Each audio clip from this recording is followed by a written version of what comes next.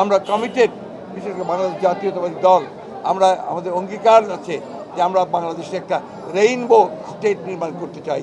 যে দেশের এই ক্রান্তির অগ্নে তারা আমাদের ডাকে সাড়া দিয়ে একসাথে আমাদের যে ফ্রন্ট, হিন্দু বৌদ্ধ খ্রিস্টান প্রধান ফ্রন্ট, তার সঙ্গে আমাদের সঙ্গে বসেছেন, মত বিনিময় করেছেন।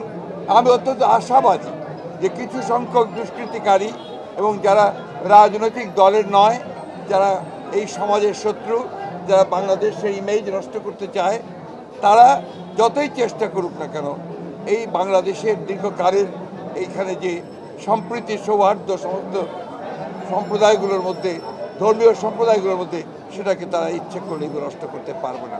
এবারও প্রমাণিত হয়েছে যে শত চেষ্টা করেও তারা আমাদের এই সৌহার্দ্য ঐক্য তারা বিনষ্ট করতে পারেনি। আমরা কমিটেড, বিশেষ করে বাংলাদেশ জাতীয়তাবাদী দল, আমরা আমাদের অঙ্গীকার আছে যে আমরা বাংলাদেশে একটা রেইনবো স্টেট নির্মাণ করতে চাই, সকল ধর্ম গোত্র বর্ণ নির্বিশেষে।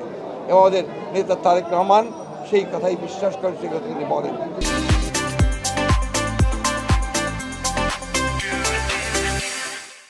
জনাব তারেক রহমান 5 তারিখের পরেই তিনি একটা ভিডিও প্রচারের মধ্য দিয়ে এই সাম্প্রদায়িক কোনো ক্ষতি যেন না হয়, যেন সম্প্রীতি নষ্ট না হয়, সেই কথা তিনি দিয়েছেন এবং 5 তারিখ রাতেই দিয়েছেন।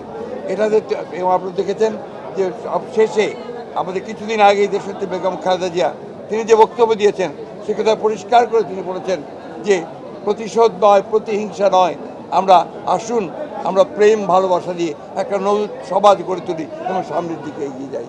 আজকে আমি অত্যন্ত আশান্বিত যে সেই লক্ষ্যে আমরা ওনাদের যে সমস্যাগুলো আছে আমরা সেই সমস্যাগুলোকে আমাদের সমস্যা মনে করে আমরা যে সরকারি আসুক, আমরা আসলে আমরা অথবা যে সরকারি আসুক তাদের কাছে সেটা আমরা অবশ্যই তুলে ধরবো এবং সেই সমস্যাগুলোর সমাধান করার চেষ্টা করব।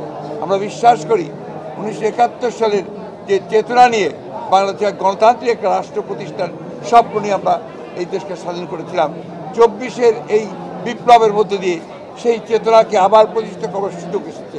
আমি আহ্বান জানাবো, আসুন আমরা সবাই মিলে একটা গণতান্ত্রিক রাষ্ট্র নির্মাণ করি, আমরা জবাবদিহিতাকে নিশ্চিত করি, সকল ধর্মের বর্ণের মানুষের অধিকারকে আমরা রক্ষা করি। এটাই হোক আমাদের সামনের দিনের লক্ষ্য।